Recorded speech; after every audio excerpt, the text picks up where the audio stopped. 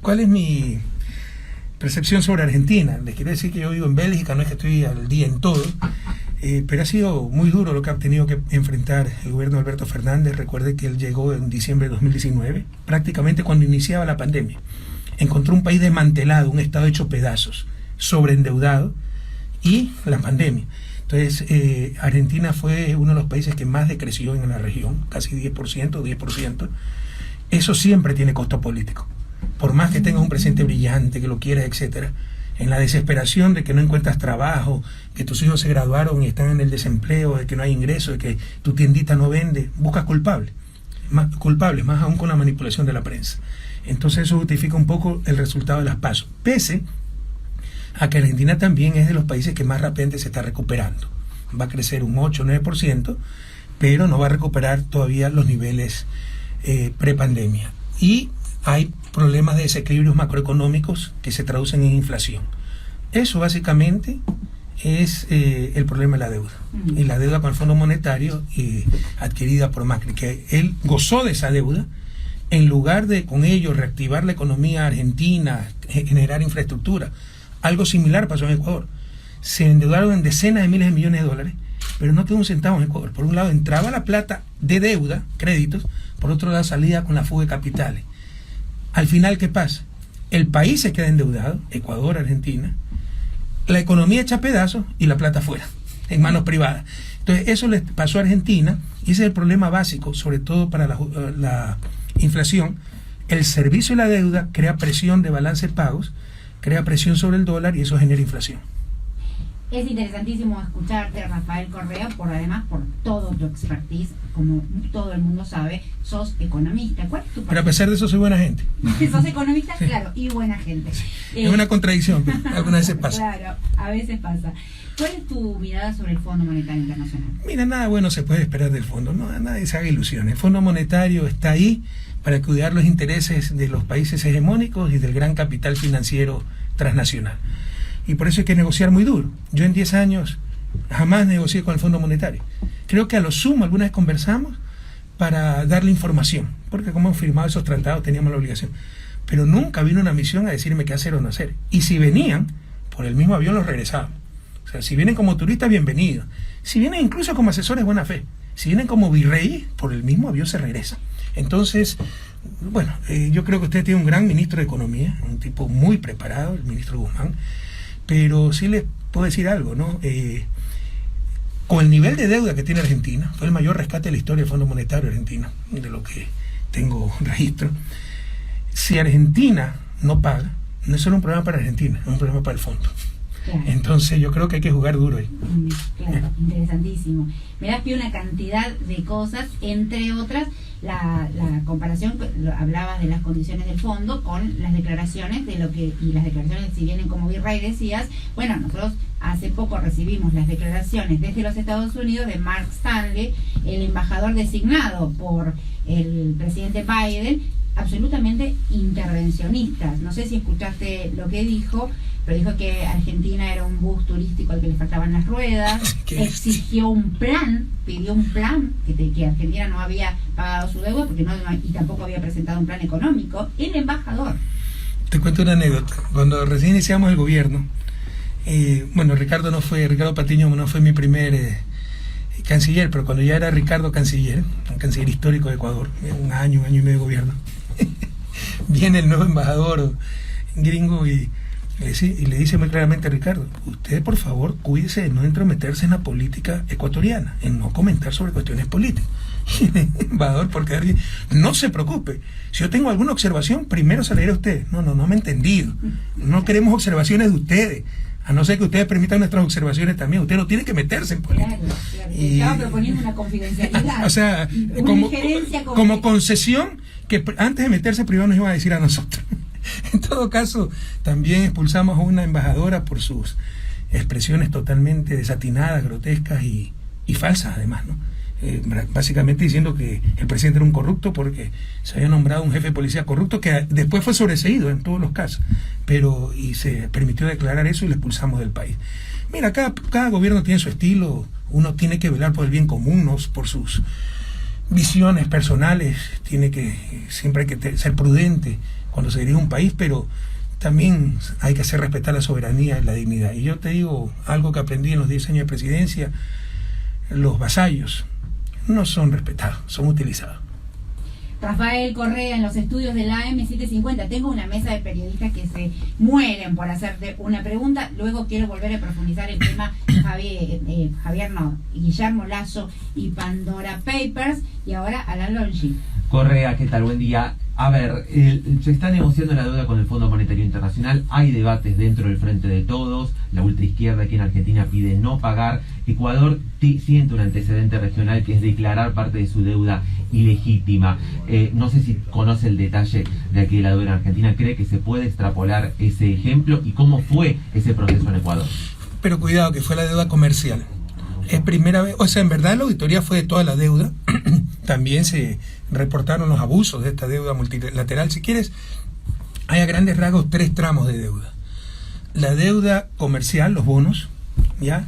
La deuda con los organismos multilaterales de crédito, Fondo Monetario, Banco Mundial, BID, que normalmente van de la mano, y la deuda bilateral con países como China y sobre todo los países del Club de París.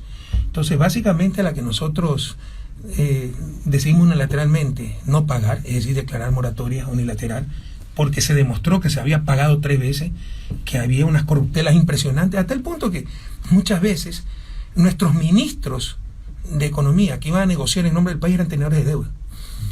Los abogados de los acreedores tenían la misma dirección postal que los abogados del país. O sea, estaban una colusión impresionante. Entonces decidimos no pagar esa deuda y finalmente la recompramos a precio del mercado, que era lo correcto. Porque cuando te hablan de renegociación de deuda, dicen, logramos un 10% de reducción, es sobre el valor nominal, sobre el 100%.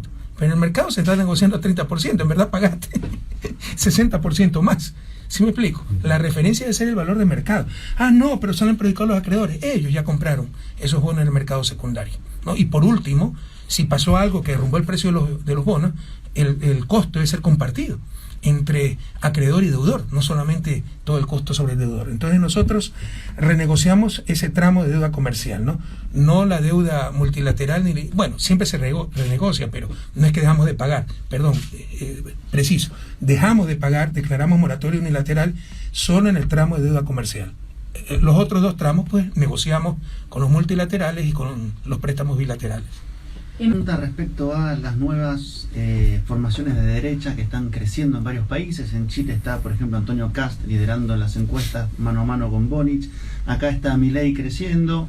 Está Bolsonaro en Brasil. Milei es el payasito ese que ultraliberal, pero elemental, básico, ¿no? Pelo largo.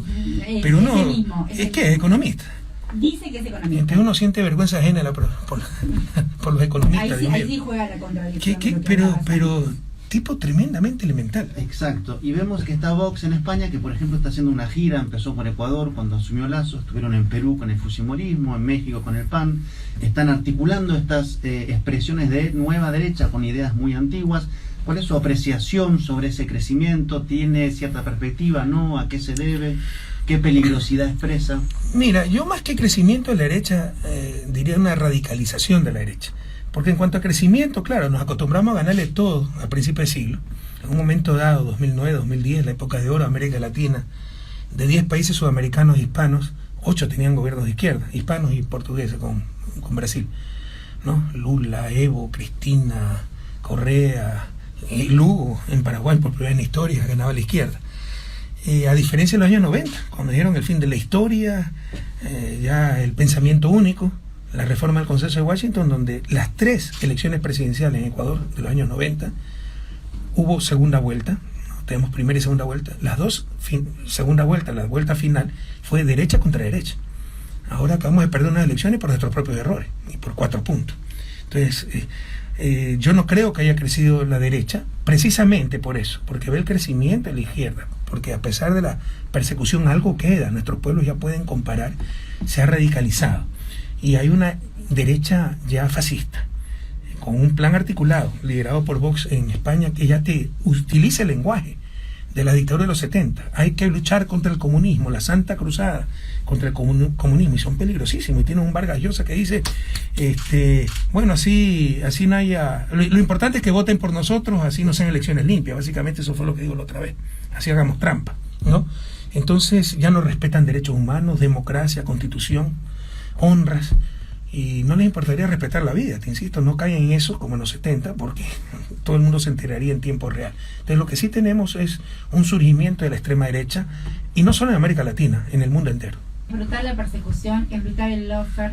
A veces se habla mucho del lawfare, pero no se habla de las víctimas del lawfare, ¿no? De la erosión en las vidas. Y me abrazo otro querido amigo Amado Vudú, toda nuestra solidaridad. Ha sido durísimo, Rafael Correa, ver a Milagro Sala, ¿no? Tenemos nuestra líder regional originaria, presa política de Mauricio Macri y de Gerardo Morales en Jujuy. Una estrategia planificada que no excluye de ninguna manera la complicidad mediática, digo yo, pero ¿qué decís vos? Es parte fundamental la complicidad mediática. No puede existir el lawfare sin los medios. Los medios son los que preparan, como en la Segunda Guerra Mundial, primero los bombardeos, la artillería, limpiaban todo el terreno, iba la infantería, ¿no? Para terminar el trabajo. Los medios de comunicación son esa artillería, ¿no? Que destroza todo, destruye todo, elimina cualquier resistencia, y a los jueces solo copian lo que dicen los titulares, como te decía, con el aplauso incluso de la gente más noble, creyendo que está apoyando algo correcto cuando es una gran canallada, ¿no? Vos decías, recuerdo una entrevista que tuvimos en Venezuela el año pasado, decías, en 2015 no ganó Macri, ganó Clarín. Así es. Y mira, y esto no es un problema adicional, no es un detalle, es el problema. Si no tenemos verdad, si no tenemos información, no tendremos democracia y no tendremos desarrollo. ¿Cómo vamos a tomar las correctas acciones colectivas, así sea a través de elecciones o como sociedad, en otros mecanismos, para salir de su desarrollo, si no nos informan adecuadamente? Y la prensa latinoamericana no informa, manipula. Son los instrumentos de control de las élites para mantener el status quo. Son los perros guardianes del status quo. Y deberían ser guardianes de la verdad. En lugar de ello, son los primeros en robarnos la verdad. Y si los guardianes de la verdad te roban la verdad, todo el mundo miente. Porque no hay referencia. Te mienten los políticos, te miente el periodista, te mienten los jueces, te mienten los militares, los grupos económicos, etcétera. Porque se perdió esa referencia, los guardianes de la verdad. El problema es gravísimo. Nos destrozan la democracia. Para que haya democracia debe haber información, para la calidad de democracia, pero incluso para la esencia de la democracia. Debe haber elecciones libres. Pero que si tienes manipulación, ya no tienes libertad. No por gusto, dice el Evangelio, solamente la verdad os hará libres. Porque para que haya libertad debe haber verdad. Entonces, si nos roban la verdad, nos están robando las elecciones libres. No tenemos democracia en América Latina. Tenemos elecciones, y no elecciones libres. Y nosotros enfrentamos, el progresismo no enfrenta, como debería ser un régimen democrático sano, a sus opositores de derecha, a los antagónicos democráticamente hablando. No, enfrenta a sus medios de comunicación. Y no en una discusión en función de razones, no, en función de mentira, en función de manipulación, en función de lawfare, en función de difamación, de tácticas como de Goebbels, el ministro de propaganda nazi, repite la misma mentira que algo queda. Bueno, hace unos días, aquí en estos micrófonos, habló Daniel Goyán, el ex ministro de Salud de la provincia de Buenos Aires, segundo en la fórmula junto a Tolosa Paz en la provincia de Buenos Aires en estas elecciones de medio término. Le preguntábamos si él creía que la campaña se estaba jugando con la cancha inclinada. Él reafirmó que sí, que se estaba jugando con la cancha inclinada de medios mafiosos. Eso generó una respuesta unánime de la corporación mediática, un comunicado de ADEPA en contra de Daniel Goyán. Sabés que ADEPA es la Asociación de Entidades Periodísticas, en definitiva es a Clarín, ¿no? Pero camuflada en la Asociación de Entidades Periodísticas, repudiando las declaraciones porque alguien se animó a decir que juegan con la cancha inclinada. Eso me lo sé de memoria. Cintia, tú sabes todo lo que yo tuve que enfrentar en Ecuador, pero es una lucha que hay que dar. Ya te digo, no es un detalle adicional, no podemos soslayar ese problema tan grave. No es una pelea colateral. No, es lo esencial. O sea, esta gente cambia la historia con los medios de comunicación. Lazo jamás hubiera ganado sin apoyo de los medios de comunicación. Con la campaña sucia contra Andrés Arauz, tratando de ocultar todas las infracciones, por decirlo menos, que cometía Lazo. Entonces, no hay democracia, entendamos. Y no habrá desarrollo tampoco, porque primero la democracia debe ser un mecanismo de desarrollo. no solo derechos políticos, sino mecanismos de desarrollo. Pero además, ¿cómo tomamos las correctas acciones colectivas si lo que tenemos es manipulación, no tenemos información? Hablar claro, empezando por eso, perder el miedo. Sí, te pueden destrozar, pero es una lucha que hay que dar, denunciar este poder mediático sin contrapoder. ¿Qué hay que hacer? Varias cosas, ¿no? Por ejemplo, ya derogaron todo eso, pero en nuestra Constitución prohibimos que el sector financiero posea medios de comunicación, porque esa unión entre poder financiero y poder mediático es nefasta para cualquier país. Unión, tragaste al decir unión. Iba a decir unión incestuosa, ¿okay? Claro. Entonces es nefasta para cualquier país. Entonces hay que poner institucionalidad para impedir esta colusión de intereses no siempre buenos para la nación y para la gran mayoría. Hay que hablar de la propiedad de los medios de comunicación, hay que impulsar más medios de comunicación comunitarios, sin fines de lucro, medios públicos, pero realmente públicos, no de un gobierno, de la ciudadanía, ¿no? Pero yo creo que hay que ir incluso mucho más allá, potenciar, por ejemplo, a los verdaderos periodistas con apoyo del Estado, para que tengan su rotativa, sus diagramadores, ¿no? Que es la gran inversión, y se dediquen realmente al periodismo, pero sobre todo, defender a los ciudadanos de las mentiras, poner la verdad como un derecho humano. La Carta de las Naciones Unidas de Derechos Humanos es del 1948. Es para mí anacrónica. Ahí ponen como derecho humano hasta los derechos de propiedad intelectual, que es muy cuestionable. Cuando debería ser, por ejemplo, un derecho humano fundamental, el derecho a la verdad. Nadie puede arrancarnos esa verdad. Tenemos derecho a esa verdad. No es un favor que nos hacen los medios de comunicación, es su deber. Y no que lo cumplan de vez en cuando, como el juez corrupto que de vez en cuando hace una buena sentencia. Sigue siendo corrupto. Los medios de comunicación que mienten y de repente dicen la verdad porque tal vez no les cuesta mucho, siguen siendo corruptos.